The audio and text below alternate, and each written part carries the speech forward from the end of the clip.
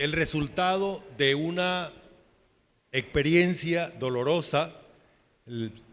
Un pastor evangelista, Luther, estuvo un fin de semana en una campaña mientras su esposa y sus hijos estaban donde los abuelos. Mientras él estaba predicando el evangelio, la casa donde estaba su esposa, sus hijos, obvio con sus abuelos, se incendió y murieron los hijos de él y su esposa. Solamente los abuelos quedaron vivos. Y me llama mucho la atención que después de esa experiencia dolorosa es donde aparece este precioso himno que cantamos ahorita. Cómo el Señor es capaz de darnos una paz sobrenatural, de hacernos sobreponer sobre cualquiera sea la circunstancia de esta vida. Y bueno, estamos hablando de la iglesia, ¿verdad? En estos días hemos venido hablando de la iglesia. ¿Qué es la iglesia? Hay muchas personas que consideran a la iglesia por las organizaciones humanas. Entonces, esta es la iglesia tal, esta es la iglesia tal. Otras personas miran a la iglesia conforme a los asistentes.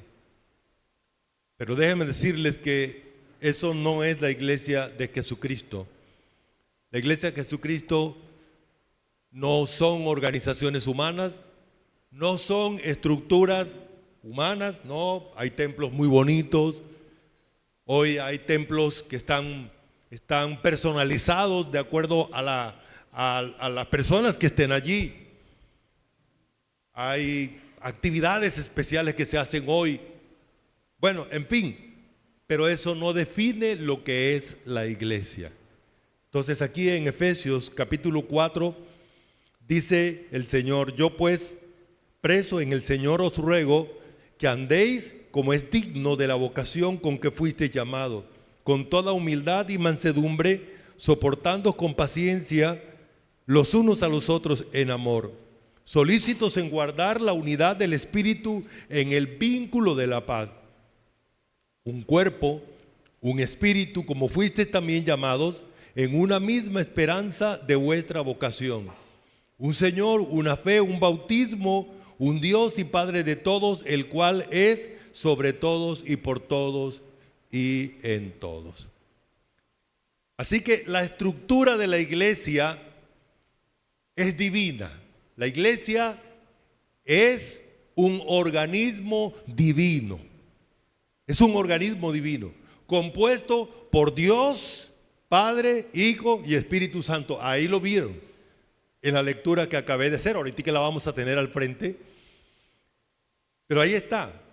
Pero también la iglesia es una fusión donde Dios toma al ser humano y lo une a Él. Lo une a Él. Y eso es la iglesia. Eso es la iglesia.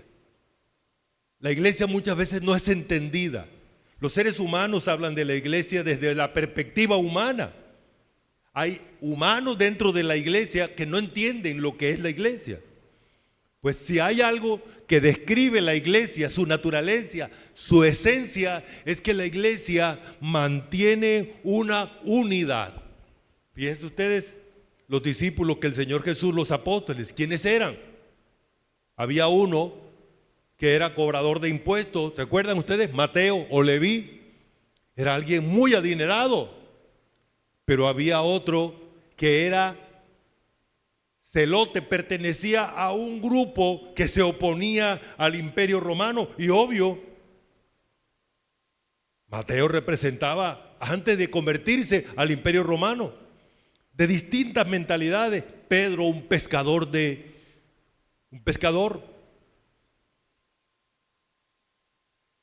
Y ahora se convierte y ese pescador es alguien completamente distinto. Saulo de Tarso, un perseguidor de la iglesia, y ahora se convierte en alguien muy especial. una cantidad de personas con distintas mentalidades, y el Señor es capaz de mantener la unidad de su iglesia en un continuo crecimiento. La estructura divina de la iglesia para su crecimiento. La verdadera iglesia, en la introducción, la verdadera iglesia de Dios está unida por la presencia. ¿Qué hace que la iglesia esté unida? Dios. Dios hace que la iglesia esté unida. O sea, hay tres personas compartiendo una misma naturaleza divina. Y esas tres personas no pelean. Esas tres personas se mantienen en unidad. Y la iglesia es el lugar donde la Trinidad expresa su unidad. Tres personas, un solo Dios, una sola iglesia. La Biblia no habla de las iglesias, bueno, cuando se refieren a algunos grupos en especial, pero cuando Dios presenta a esa organización espiritual, dice la iglesia, su iglesia. Entonces, la iglesia la iglesia verdadera se evidencia en que Dios expresa su unidad.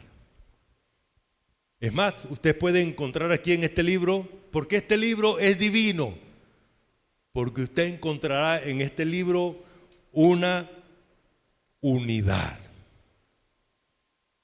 Lo que escribió Moisés, el Señor Jesús lo remacha diciendo, ¿acaso no recuerda lo que dijo Moisés? Pablo habla de lo que dijo David. Juan habla de lo que dijo Daniel. Pedro habló de lo que dijo Isaías, y se mantiene una unidad. Este libro lo escribió Dios y aquí expresa su unidad. En un periodo de 1600 años, alrededor de 40 autores humanos usados, y Dios evidencia su unidad ahí en ese libro. ¿Ha leído la Biblia, verdad? ¿Se ha dado cuenta? Y a medida que usted va estudiando la Biblia, va encontrando esa realidad. Entonces el Espíritu Santo, el Señor Jesucristo y el Padre actúan en unidad en la iglesia. La iglesia fue llamada entonces para que los creyentes aprendamos a vivir en unidad. ¿Queremos mostrarle al mundo que somos la iglesia de Dios? La iglesia entonces lo evidencia en unidad. Mire que el mundo no se puede mantener en unidad. ¿Han visto las personas que se ponen de acuerdo en cualquier razón? En cualquier razón. Hoy están de acuerdo. ¿Han visto los grupos políticos, verdad? Se ponen de acuerdo, se arman el grupo político y después entre ellos mismos se acuchillan. Cualquiera, vaya. Los grupos armados, todos los grupos, todos los seres humanos, los hogares. Un hombre y una mujer se ponen de acuerdo y viven un tiempo, y después el uno comienza a darle cuchillo al otro. Bueno, no solamente físico. Así somos los seres humanos. La familia, a veces los hijos atacando a los papás atacando a los hijos. Ese es el común denominador del ser humano. Esa es su naturaleza perversa, los seres humanos. Pero en Dios no existe eso. Y la estructura de la iglesia está diseñada sobre la persona divina, sobre Dios. Por lo tanto, Dios llama a los creyentes a vivir esa unidad. Hoy estamos comenzando a ver solamente lo que es la estructura. El próximo domingo, si el Señor lo permite, veremos que al estar dentro de la iglesia de Dios, ahora tenemos obligaciones, y una de ellas es eso, aprender. Muchas veces nos toca tomar nuestro orgullo y tragárnoslo, porque la unidad de la iglesia no nos permite expresar nuestro ego y lo que a nosotros quisiéramos, sino es lo que Dios quiere. Entonces la iglesia verdadera fue llamada para vivir en unidad. ¿Y cómo se vive en unidad? Dios dice aquí en el versículo, mire lo que dice: Yo pues, preso en el Señor, os ruego que andéis como es digno de la vocación con que fuiste llamado, con toda humildad y mansedumbre, soportando con paciencia los unos a los otros en amor. Entonces vamos a dejar eso para el próximo domingo. ¿Listos? Vamos a leer. ¿Me acompañan leyendo? 1, 2, 3. Yo pues os ruego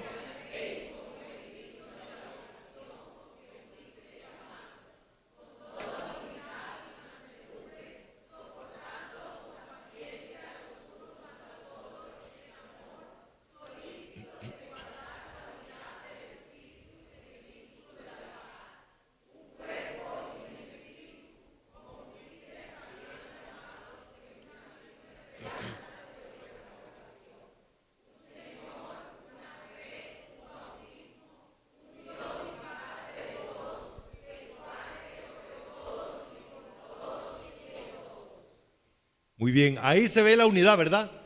El énfasis de la unidad. Primero, las tres personas divinas aparecen en ese pasaje. El Señor, ¿dice? El Señor, ya sabemos que es el Señor Jesucristo. Aparece el Espíritu y aparece el Padre. ¿Sí ven ahí? ¿Ven el énfasis en unidad? Entonces, el Señor, uno solo.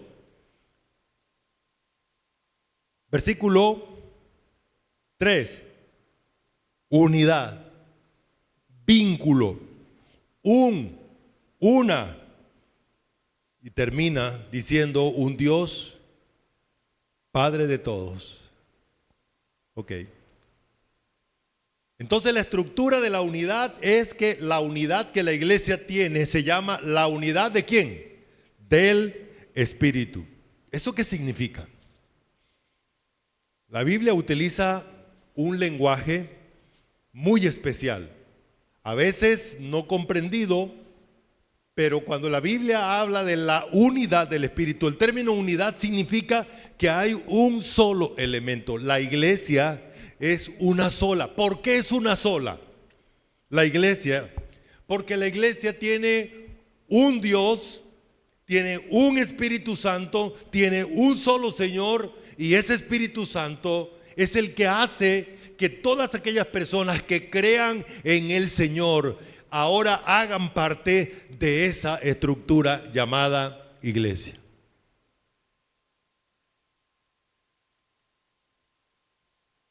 Cuando Dios habla de su iglesia, lo hace en términos distintos a cómo lo hacen los seres humanos.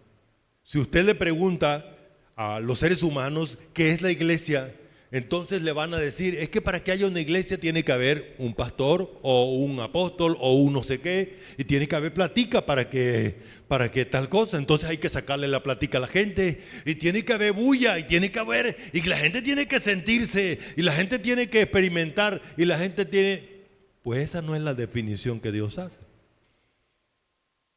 La estructura de la iglesia es que el Espíritu Santo es el que hace esa unidad. Cuando una persona cree, inmediatamente Dios toma a esa persona y la sella con el Espíritu Santo. El Espíritu Santo, a la vez, al estar dentro de la persona, introduce a esa persona en una estructura espiritual que se llama iglesia. Eso es la iglesia. Eso es la iglesia. Por esa razón, el versículo dice: solícitos en guardar la unidad del Espíritu. Así que el Espíritu Santo es el encargado entonces de mantener esa cohesión, esa estructura espiritual llamada iglesia. Aquí nosotros entonces somos una expresión de la iglesia, pero no somos la iglesia, porque la iglesia la conforman todos aquellos que en todas partes del mundo tienen al Espíritu Santo de Dios morando en ellos. ¿Sí estamos? No podemos cometer el error de decir somos la única iglesia, porque entonces estaríamos limitando la acción de Dios y es imposible limitar a Dios. No hay posibilidad de limitar a Dios. Dios es ilimitado, Dios no se limita a las criaturas. Entonces, el primer elemento que conforma esa estructura única, unida, es el Espíritu Santo, que hace posible que la iglesia sea una. ¿Listo? ¿Y quiénes conforman entonces la iglesia? Todos aquellos que han creído. Al creer, como dice Efesios capítulo 1, versículo 13, en él también vosotros, habiendo oído la palabra de verdad, el evangelio de vuestra salvación, fuiste sellado con el Espíritu Santo de nuestra herencia. En el momento de que el Espíritu Santo llega a tu vida, enseguida. Esa fue la predicación fuerte de la iglesia primitiva. Las personas pueden y deben creer para recibir al Espíritu Santo, porque es el Espíritu Santo el que lo introduce en la estructura llamada iglesia. Ahí está el versículo 2, solícitos en guardar la unidad del Espíritu. El segundo elemento es el vínculo de la paz. Bueno, hoy en día usted oye la palabra paz en todo, ¿verdad? En estos días nos sorprendió el mundo porque organizaron un grupo y le llamaron el grupo que conforma de la paz. Algunos dicen, bueno, ya vamos de camino a que salga el anticristo por ahí. Bueno, eso ya hace rato venía. Lo cierto es esto. ¿Qué significa la palabra paz y qué es tener paz? Primero, los incrédulos, las personas que no han creído, no tienen paz. Ningún ser humano con el bulto de pecado cargándolo diariamente y sabiendo que un día tendrá que estar delante del juez, tiene paz. Dios dice que los incrédulos, los que no tienen paz, viven como el mar en continua tempestad.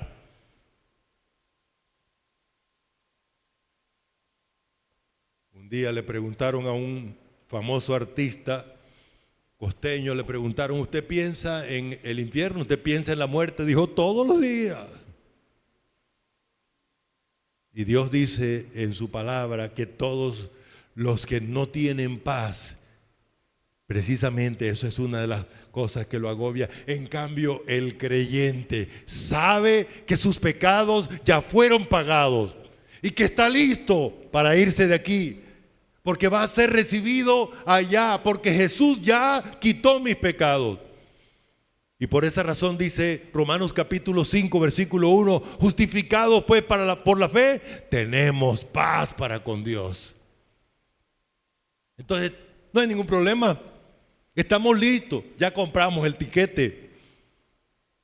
Solo estamos esperando que pase el vehículo que nos llevará a nuestro lugar, a nuestro destino. ¿Eso qué significa? Tengo tranquilidad.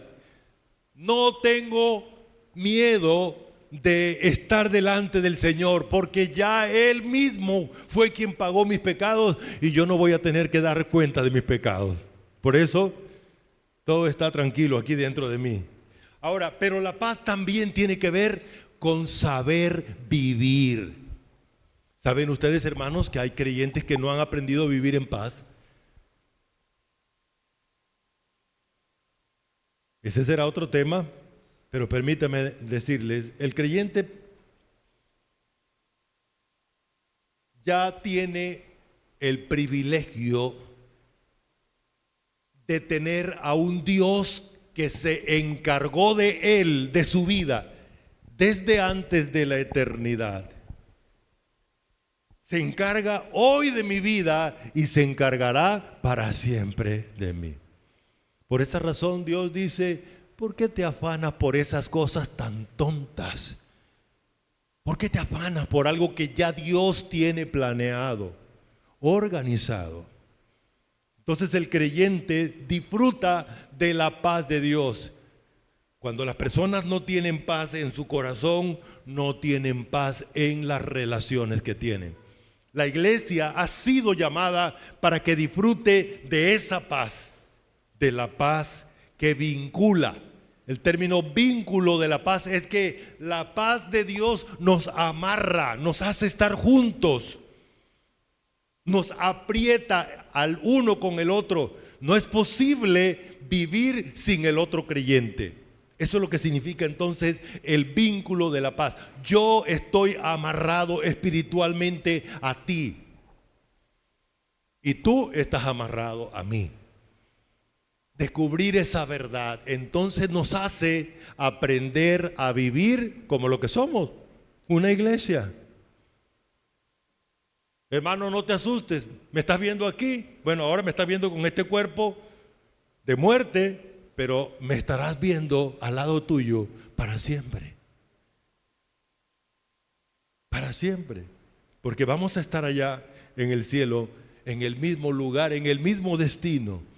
Entonces, la estructura de la iglesia es esa. Estamos vinculados, estamos amarrados. No, hermano, ya a mí no me gusta, me voy, salgo, me voy con mi maleta. Eso no es posible.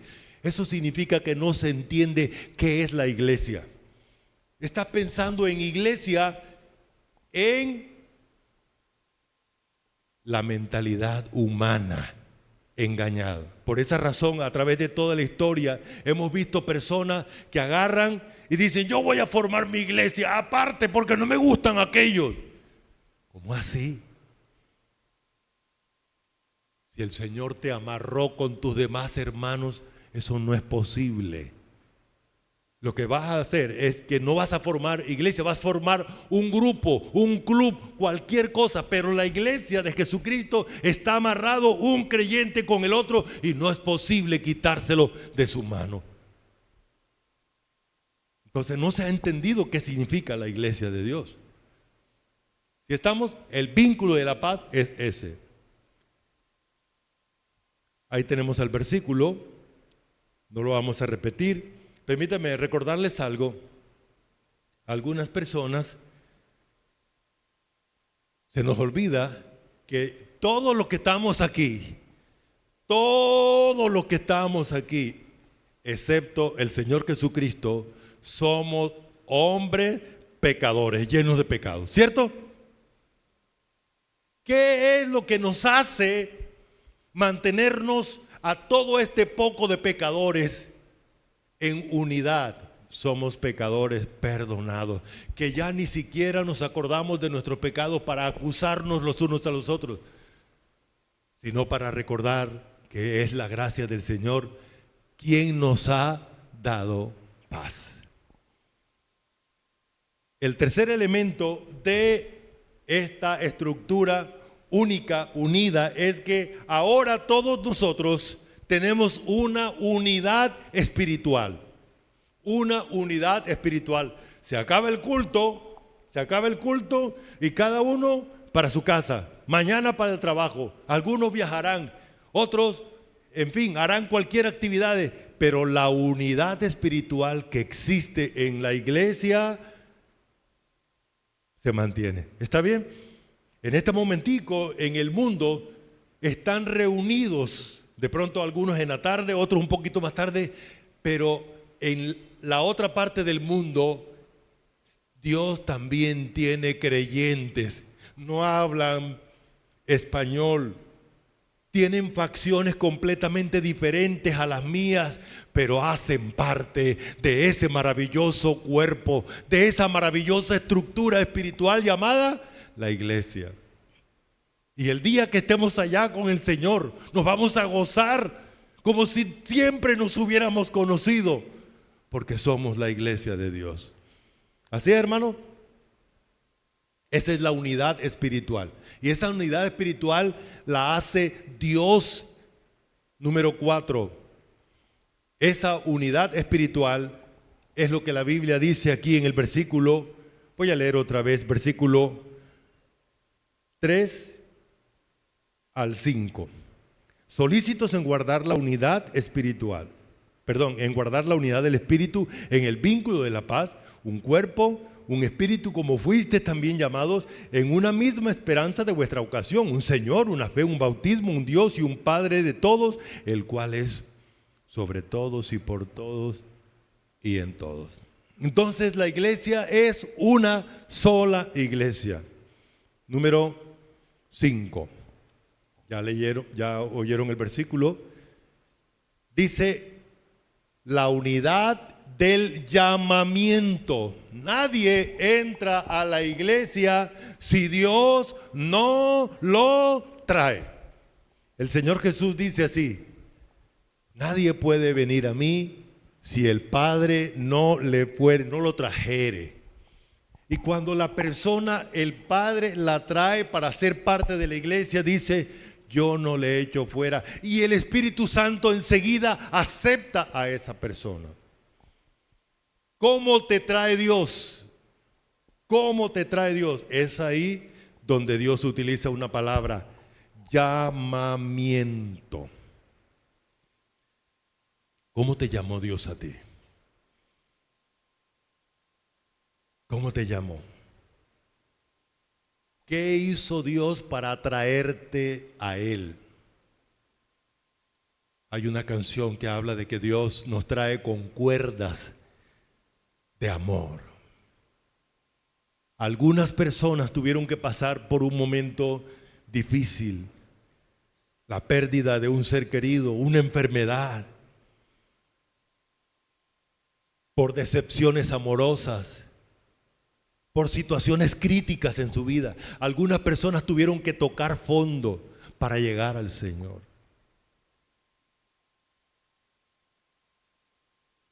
Dios te llamó. Recuerdo el día que el Señor me llamó.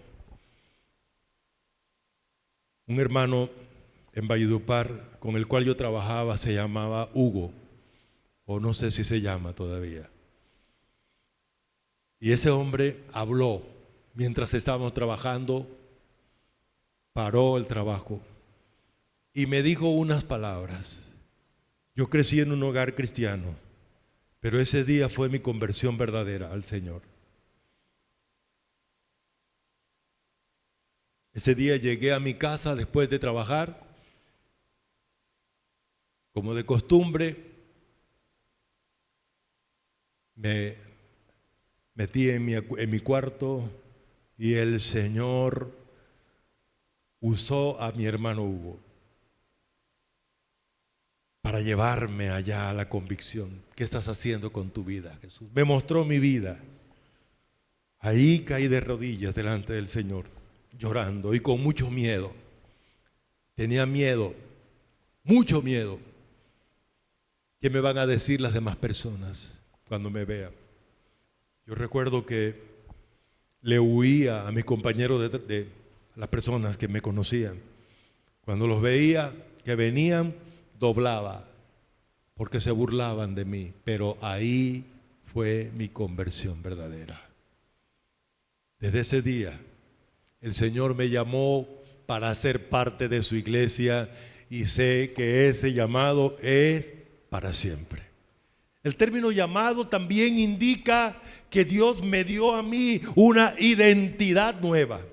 Cuando Dios me llama para ser parte de esa estructura espiritual. Y esa estructura espiritual ahora es distinta a esta estructura humana que yo tengo. Un día ya no necesitaré este cuerpo, pero ese llamado Dios promete que va a darme un cuerpo nuevo para hacer eso que Él dice que soy. La palabra llamado también indica que ahora Dios me llamó para mantenerse en relación eterna conmigo. No es una llamada que, hey, ven. No, es una llamada que continúa la comunicación de Él conmigo para siempre. Para siempre. Tanto así que ese llamado implica que Él me dice que me tiene un lugar en la ciudad celestial donde van a estar todos aquellos que Él ha llamado. Porque para allá es nuestro destino. Por esa razón dice: como fuiste también llamado en una misma esperanza de vuestra vocación. La palabra, el llamado indica que ese llamado ahora creó Dios una expectativa. Algo que estamos esperando. Ahora, ¿qué es lo que estamos esperando? Que un día el Señor Jesús llegará hasta las nubes y nos sacará de una manera violenta de aquí, de este escenario, de una manera atómica, porque ese es el término que utiliza. Ni siquiera nuestros ojos van a darse cuenta y vamos a ser sacados de aquí, y allí en las nubes nos transformará para luego introducirnos allá en el cielo con una enorme fiesta llamada las bodas del Cordero. ¡Qué alegría en los cielos! Va a ser una fiesta impresionante.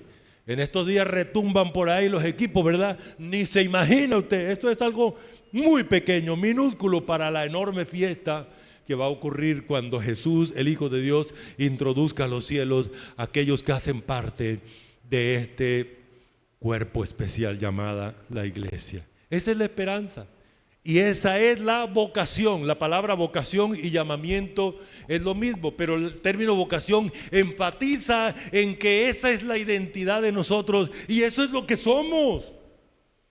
Eso es lo que somos. Esa es la iglesia de Dios. Esa es la estructura de la iglesia. Seguimos. Sexto elemento que conforma la iglesia de Jesucristo. Esto es lo que hace distinto a la iglesia de cualquier grupo. ¿Quién manda? El que manda a la iglesia de Jesucristo es Jesús, el Hijo de Dios, el Señor. Por esa razón el énfasis ahí, el Señor. La iglesia verdadera tiene un solo Señor. La iglesia verdadera tiene una sola autoridad. Y aquí es donde vemos la unidad de la divinidad expresarse. ¿Cómo es que el Padre, siendo Padre y siendo coigual a Jesucristo, permite que Jesucristo sea el que gobierne? Y dice que todo lo entregó a sus pies, para que Jesús sea el Señor. Y el Espíritu Santo lleva a todos los creyentes para que obedezcan a su Señor. No hay celos en la divinidad. Jesús es el Señor. Y dice la Escritura que toda rodilla tendrá que caer delante de Jesús. Y solo hay dos maneras de caer delante de Jesús. La primera es cuando nos convertimos. El día que nos convertimos reconocemos que Él es el Señor y que yo solo soy el que obedece. Esa es mi tarea de aquí. Hermanos, no entendemos nada. Cada día que vamos conociendo la Biblia, lo único que vamos descubriendo es que nuestra ignorancia es infinita. Es infinita. Pero Jesús es el Señor y Él lo conoce todo y Él tiene el poder de guiar a su iglesia y de guiar a cada miembro de la iglesia por la eternidad que Él trazó para nosotros.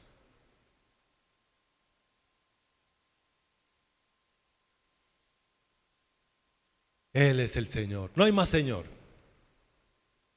No hay más Señor. Qué dolor ver cuando un ser humano intenta quitarle el señorío de Jesús de su iglesia. Porque eso es. Atacan a los que representan al señorío de Jesús, pero no hay como quitarle el señorío a Jesús. Nadie ha podido y por seguro nadie lo podrá. El primero que intentó fue Satanás y le fue mal y le ha ido mal, pero ese intento va a continuar. Y cada vez que aquí en la tierra hay una manifestación de tratar de boicotear al señorío de Jesús, es simple y llanamente acción de Él con sus secuaces, incluyendo seres humanos. Número 7, la unidad de la fe. La iglesia tiene una sola fe, dice el versículo, una fe. Una fe. ¿Qué significa eso? Bueno, voy a explicarlo con el siguiente versículo, con la siguiente pantalla. Ahora sí quiero pedirles que me acompañen leyendo. ¿Listo? 1, 2, 3. Puestos los ojos.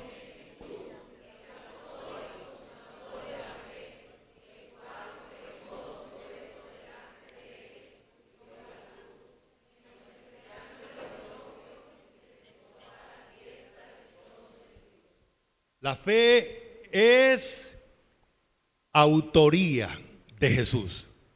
¿Qué es la fe? La fe es una capacitación que Jesús te da, el Hijo de Dios. Es una capacidad para que tú entiendas que quien está controlando, quien está gobernando, que quien está dirigiendo es Él. Dice que Jesús es el autor. El término autor significa que Él es el que gobierna la fe, que Él es el que la obtura, que Él es el que la ejecuta en ti. Si esa fe no la ejecuta Jesús, no es fe verdadera. Es una fe falsa. Voy a apelar a la mente de algunos, jovencitos como yo. Hace unos años había una ilustración por ahí. Llega un hablador y le dice a alguien que anda en muleta, le dice: suelta la muleta, suelta la muleta. Este soltó la muleta y, como era obvio, se cayó porque no tenía la capacidad. Y entonces, ¿qué dijo él? Es que no tuvo fe. Si hubiera sido la fe de Jesús, eso no hubiera ocurrido. José compartía una experiencia, ¿verdad?, de un hombre 38 años ciego, y Jesús le dice: ve a lavarte, y sanó. Jesús no depende del ser humano. Este hombre no tenía cómo no ir a lavarse. Ay, pero ¿y si él hubiera querido? Es que la fe verdadera es poderosa, que trasciende. No es capaz el ser humano de resistirse. Porque si fuera una fe humana, sí, pero todo lo divino es trascendente. Dios habló y salió de la nada todo lo existente. Y el que se oponga le pasa como Balaán, ¿recuerda? Hasta la burra le puede hablar. No hay manera. Es Dios el que está ejecutando la acción. Si es Jesús, el Hijo de Dios, el que está dirigiendo la fe, es una fe poderosa. Pero mire cómo termina esta frase. Jesús es el autor y terminador, consumador perfecto, el que ejecutará en ti por medio de la fe lo que Él trazó.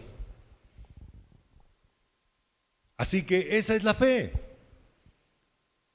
La Biblia describe la fe de esa manera. Es don de Dios, es producto divino, no es producto humano. Vámonos para el número 8. Aquí viene otro término. La iglesia es una fusión. Dice un bautismo. ¿Qué significa eso?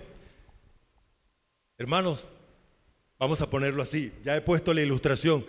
Bautizar, he utilizado la ilustración del café con leche, donde tú tomas la leche y le echas café y ahora hay una mezcla, ¿cierto? La iglesia es una mezcla. La iglesia es una fusión. El término bautismo significa que Dios te toma de allá del pecado, te limpia, te quita el pecado y te une a Él. La palabra bautizar es unir. La palabra bautizar es fusionar, es mezclar. Como dijo Nicánder, un médico griego, es como cuando tú tomas unas habichuelas y las cocinas, las hierves, y ahora esa agua y esa habichuela, cuando te tomas el agua, ¿qué estás tomando? Habichuela, no hay manera, porque el agua hizo que la habichuela y el agua se hicieran un solo elemento. Y eso es la iglesia. La iglesia está compuesta por Dios, pero también por seres humanos como nosotros, a los cuales Dios nos ha traído y nos ha metido en la iglesia. El bautismo del Espíritu Santo es que el Espíritu Santo te trae y te introduce a la iglesia. El bautismo en Cristo es que Cristo te quita el pecado y te une a Él y te une al Espíritu Santo, y luego quedas unido a esa estructura llamada iglesia. Número 9. En esa estructura llamada iglesia solo hay un Dios. Solo hay un Dios. Un Dios, una naturaleza divina que la comparten tres personas divinas. Pero aquí se está refiriendo a Dios el Padre. Dios el Padre es el Dios de todos los creyentes. Todos los que creemos en Cristo, creemos que Jesús, el Hijo de Dios, tiene un papá. Y al momento de creer, el papá de Jesús pasa a ser mi papá también. Bueno, ahí da, el versículo ahorita nos lo termina diciendo. Esa unidad la completa entonces ese elemento. Dios no solo es nuestro Dios, Dios también es mi papá. Dios también es mi papá. Vamos a leerlo. ¿Listo? Dice así: un Dios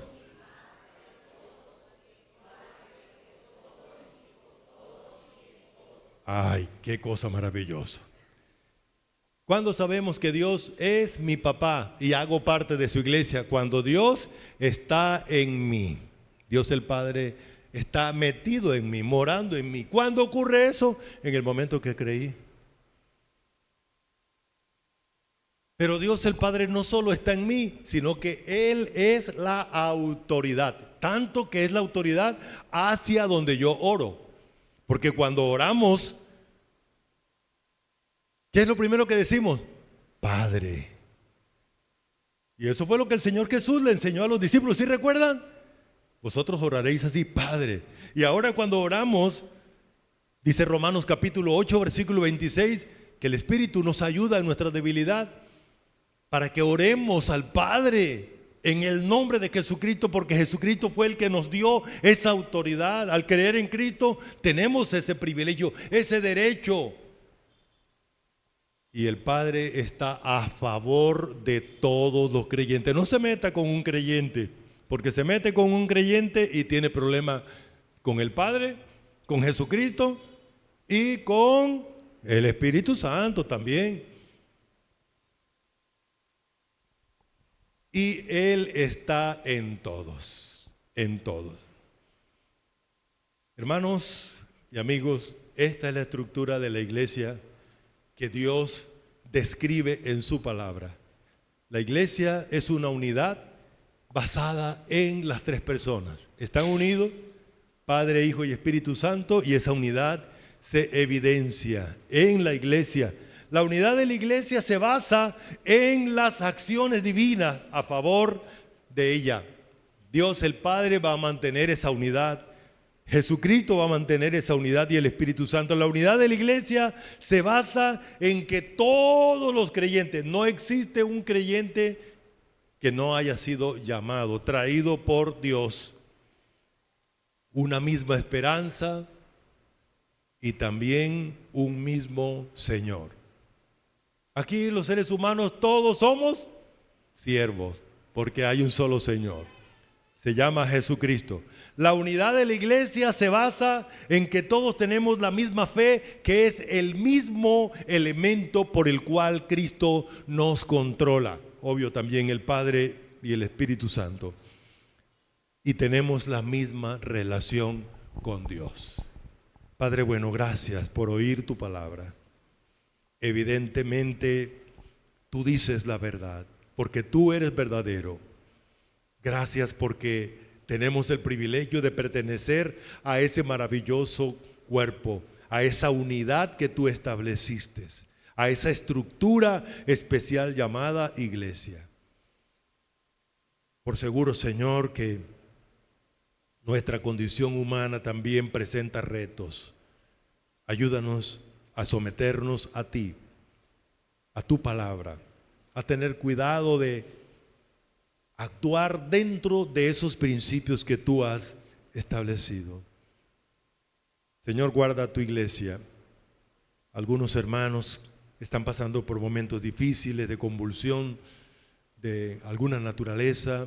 Pedimos la fortaleza, el consuelo. Oramos por la salud de aquellos que están afectados en su cuerpo. Te pedimos por mi hermana Susana, allí en Valledupar, para que tú le restaures, le fortalezcas, y por toda tu iglesia, Señor, oramos que haya un fortalecimiento fuerte para que cada creyente sigamos adelante. También, Señor, pedimos que siga fortaleciendo a aquellos que tú estás llamando para pertenecer a tu iglesia, que crean verdaderamente y que cada día crezcan en ti, en Cristo Jesús. Amén. Muchas gracias.